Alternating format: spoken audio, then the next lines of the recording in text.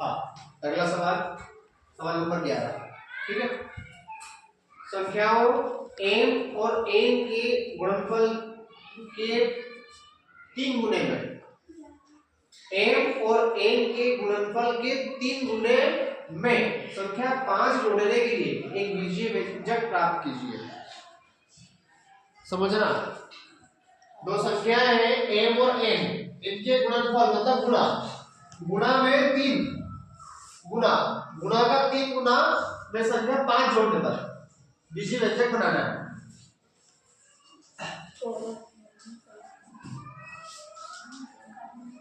प्रश्न अनुसार कर रहे हैं, देखो m और n का गुणनफल मतलब m और n का गुणनफल के 3 गुने, गुने मतलब 3 गुना है, उसमें 5 जोड़ने पर के लिए बीजीय व्यंजक बताना है। बस 3 का गुणा कर दो दोनों में, 3 का m में करेंगे और n में करेंगे, धन 5, यही तुम्हारा आंसर है। समझ में आ गया? जैसा प्रश्न बोला।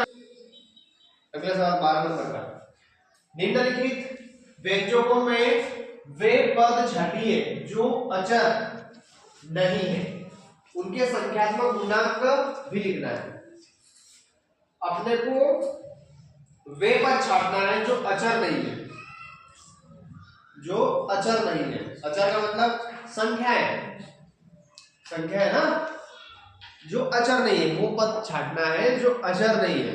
बाकी तो अचर को छोड़ना है, बाकी चर चर लिख लेंगे, पद लिख लेंगे। और गुणांक, गुणांक मतलब 4 के साथ में क्या है, इसका गुणांक कुछ नहीं है, x y का गुणांक क्या है, 1 है, इसके साथ में गुणांक है, इसके साथ में भी है, इसके साथ में भी है, इसके साथ में भी। गुणा में, गुणांक का मतलब होता है गुणांक, गुणांक की संख्या होती है वो।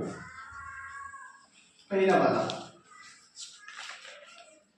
फर्स्ट वाला पद लिख लेते हैं, ठीक है, और गुणांक लिख लेते हैं।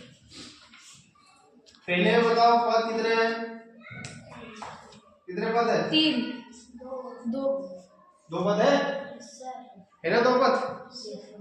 अब वो क्या बोल रहा है, 3 2 अचर नहीं है, वे पद छाटना है जो अचर नहीं है।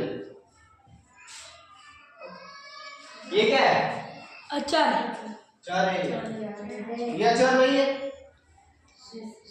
कि चर है, ये क्या अचर है, अचर ये नहीं आएगा, साफ साफ मना कर रहे हो, है ना। तो एक पद लिखना है, इसमें एक पद आएगा x y, ठीक है। अब इसी का लिखना है अपने को गुणांक। अब जब ये एक पद आया है तो इसका गुणांक क्या होगा, 1 होगा, पहला वाला हो गया, दूसरा वाला, इसमें भी पद लिखेंगे और गुणांक गुणांक। पद कितने हैं इसमें, 2 तो वही है ना भाई, इसमें आया एक पद है, इसमें गुणांक क्या होगा 1, और माइनस लगा हुआ है इसलिए माइनस का निशान, ठीक है। संख्याओं को नहीं लेना है, अपने को सिर्फ चर राशि लेना है, चर राशि, अच्छा नहीं को बोल दिया। तीसरा पद, पद और गुणांक, ठीक है। पद लिखो, ये वाला पद एक पद, इसके 2 पद, 2 q वर्ग p वर्ग धन p वर्ग q, ठीक है। इसका गुणांक क्या है, 2, इसका 2 माइनस, ठीक है, इसका 1, 2 तो इसके साथ में, इसका गुणांक क्या आएगा, इसके साथ में कुछ नहीं है, इसका मतलब 1 है, ठीक है। अब चौथे वाला यहाँ पे करना, उसके नीचे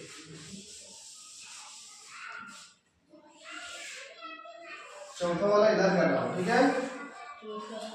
पद और गुणांक, पद कितने हैं उसमें, 3 पद है, a वर्ग 3p वर्ग माइनस 2ab, ठीक है। गुणांक लिखो, इसके साथ में क्या है, 1 है, इसके साथ में 3 है, इसके साथ में माइनस का 2 है ना, ये 2 माइनस का माइनस। समझ में आया? समझ में आया कुछ? Yes sir. समझ गए? पद लिखना है सर, अक्षर क्यों नहीं लिखा आपने? अक्षर संख्या क्यों नहीं लिखी? उसने नहीं बोल दिया अक्षर नहीं है, वे पद लिखना है जो अक्षर नहीं है। एक्स वाई लिख लिया, एक पद हो गया, इसमें भी एक पद हो गया, इसमें दो पद निकले, उसके लास्ट वाले में तीन पद निकले। अब जो पद निकाल रहे हैं उसका गुणनखंड हमें निकालना है। अब एक्स वाई का गुणनखंड क्या है? 1 है, इसका गुणनखंड -1 है, इसका भी का गुणनखंड 2, इसमें से 2 निकला, इसमें से 1 निकला, ठीक है। उसका गुणनखंड क्या होगा? इसका निकला 1, इसका निकला 3, इसका निकला -2। समझ गए सारे? Yes sir. ठीक है, वेरी गुड।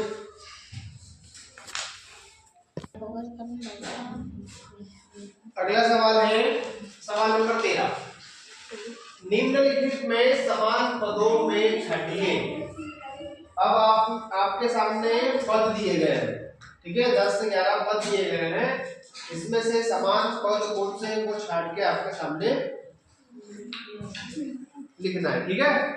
समान पद दिख रहे हैं, उसके लिए अपने को समान कौन दिख रहा है, मतलब एक जैसा कौन दिख रहा है वो छांट कर लिखना है, ठीक है।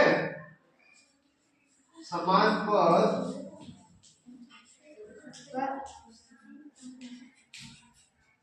निम्न है।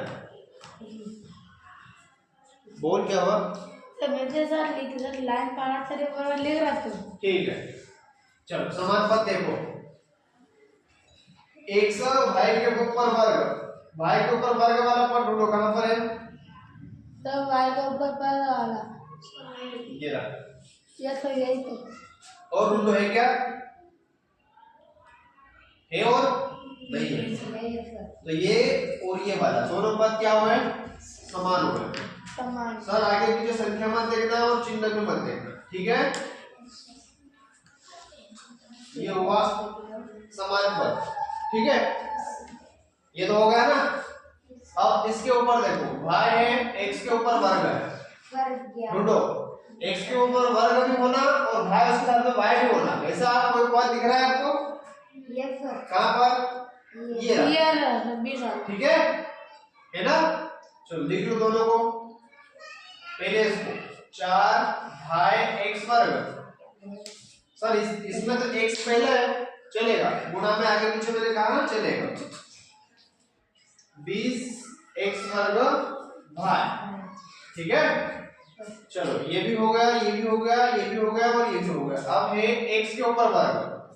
सर ये 11 नंबर आ गया। हाँ, एक ये रहा और देखो और ये 3 है, इसमें 3 पद है, ठीक है।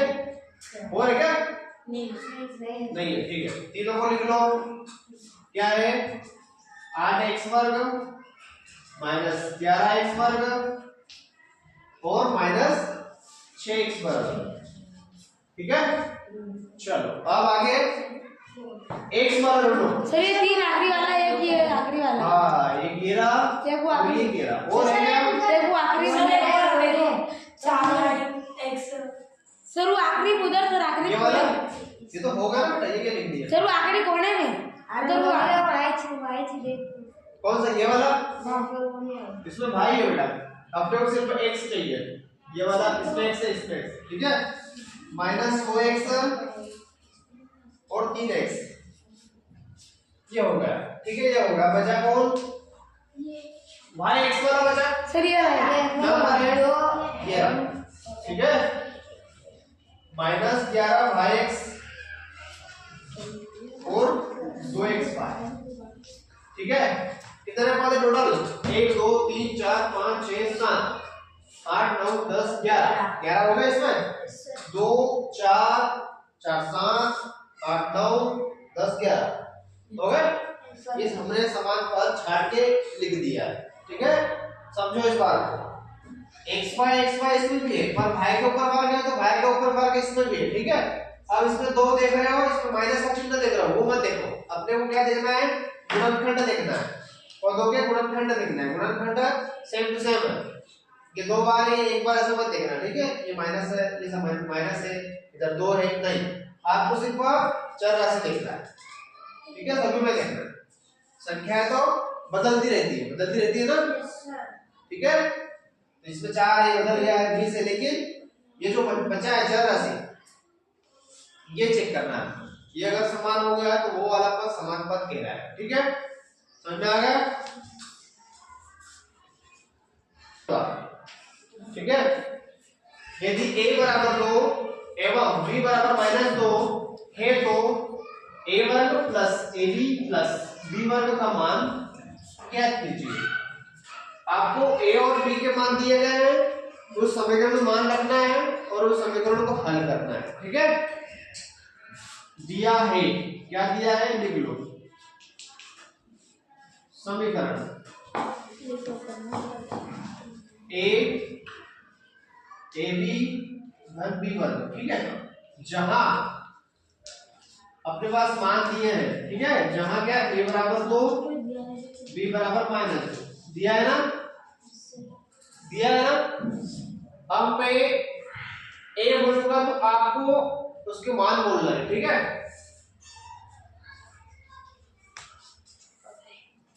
a b के मान रखने पर, ठीक है, a b के मान किस पर रखा है, समीकरण में रखा है। ठीक है, a वर्ग कितना होगा 2 का वर्ग धन का a बीच में कुछ नहीं है, गुणा है। ठीक है, b का मान क्या है -2 है, प्लस का प्लस, b का मान क्या है -2 है। ठीक है, 2 का वर्ग 2 4 प्लस का प्लस, 2 का गुणा -2 में करो तो माइनस आएगा 4 धन का -2 दो बार है और दोनों का गुणा हो रहा है 4 तो 4, जैसे ये -2 का गुणा -2 में करेंगे तो ये 4 होगा और ये माइनस माइनस कट जाएगा तो क्या हो जाएगा प्लस हो जाएगा। तो ये मैंने प्लस में लिख दिया। ठीक है, 4 4 4, अब ये प्लस है और ये अंदर माइनस है तो कोष्टक हटा रहा हूं। कोष्टक जब हटाऊंगा तो कोष्टक के बाहर वाले निशान क्या है प्लस है। अगर प्लस है तो कोष्टक वाले निशान को नहीं बदलेंगे। ठीक है, अगर कोष्टक के बाहर अगर माइनस होता तो अंदर वाला निशान बदल जाता। अंदर माइनस है तो माइनस, 4 का 4 धन का धन, 4 का 4, ये और 4 कट गए, ये वाला 4 बचा। सर कट गए कैसे, ये प्लस का है ये माइनस का है, 4 में 4 गए तो 0 बचा, मैंने काट दिया भाई, क्या 0 बचेगा तो 4 ही आएगा, काट देंगे तो भी 4 ही आएगा। तो ये उत्तर रहा आपका। समझ गए, समझ गए? ठीक है, कर दिया। इसी के साथ अगला सवाल। ठीक है,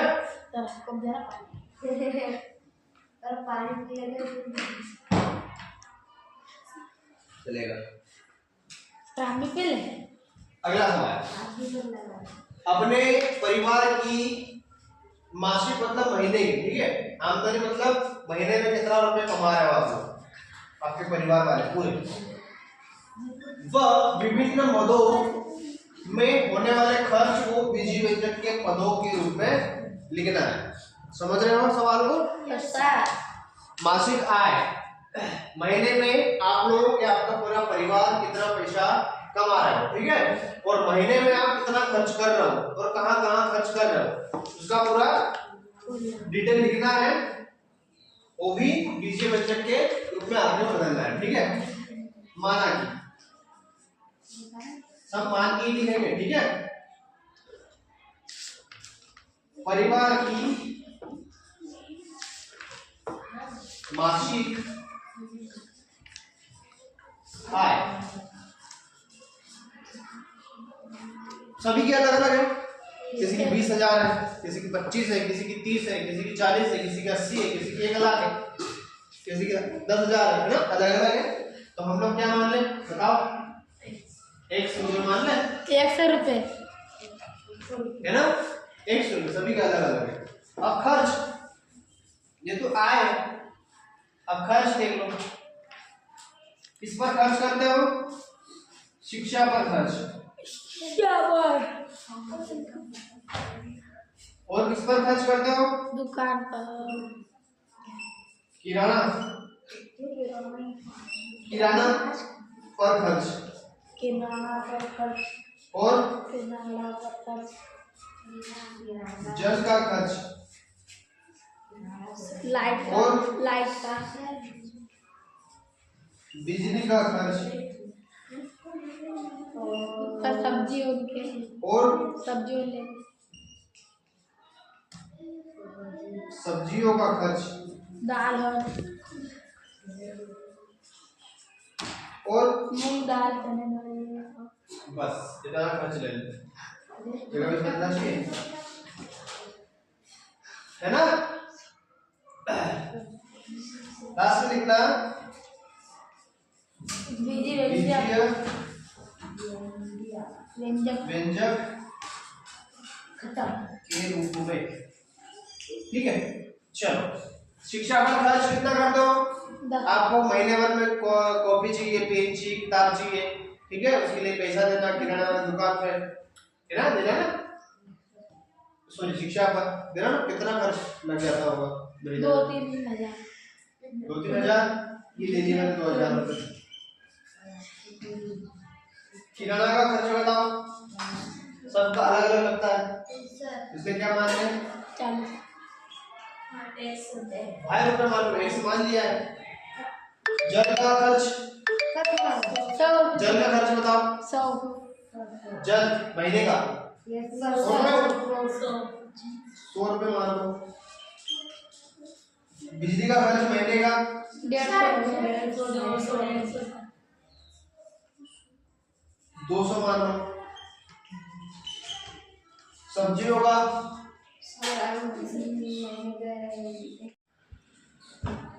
है ना, समझ में आया।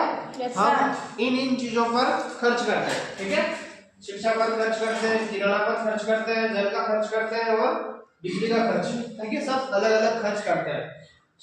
मासिक आय 100 मान लिया है, शिक्षा पर खर्च 2000 मान लिया है, किराना का पर खर्च Y मान लिया है, जल का 100 रुपये मान लिया, बिजली का 200 मान लिया और सब्जियों का Z माना है ना। किसी किसी का मन से मान रहा है, ठीक है, मन से मैंने लिख दिया है पहले ही, माना कि सब माना हुआ है मन से। अब आप लोग करना चाहो तो आप अलग अलग चीजें मानकर कर सकते हो। किसी को विसर्जन आय रहती है ना, ये भी मान सकते हो, ठीक है, पर इसमें XYZ भी मानना जरूरी है। XYZ मानेंगे तभी बीजीय व्यंजक बनेगा, है ना। बीजीय व्यंजक बनाने के लिए आपको XYZ या कोई भी चर राशि उसमें आना चाहिए, चर राशि इन्वॉल्व होगी तभी बीजीय व्यंजक बनेगा, ठीक है। चलो आय x, अब ये खर्चा है टोटल, अपनी कमाई है महीने भर की, है ना। अब इसमें से सब माइनस होगा, ये चीजें हो गया ना माइनस। मान लो मेरी सैलरी 30,000 है, 30,000 में से ये जाएगा, ये भी जाएगा, ये भी जाएगा, ये भी जाएगा, ये भी जाएगा, ये सब कम हो गए ना 30,000 में से। चलो माइनस 2000 कम हुए, माइनस 5 भी कम हुआ, माइनस 100 कम हुआ, माइनस 200 कम हुआ और Z कम हुआ, ठीक है। अब X को लिख लो अलग, Y को लिख लो अलग, Z को अलग लिख लो, ठीक है। 2000, 100 और 200 ये तीनों माइनस क्या है, तो ये माइनस माइनस वाली संख्या आपस में क्या करेगी, जुड़ जाएगी। 2300, तीनों को जोड़ दो, 2300, कितना होगा 2300, माइनस 23। ये तुम्हारा बीजीय व्यंजक का रूप है, ठीक है, बीजीय व्यंजक के रूप में, ठीक है, ये आंसर है, ठीक है। समझ में आएगा, आगे समझ में, yes sir, वेरी गुड।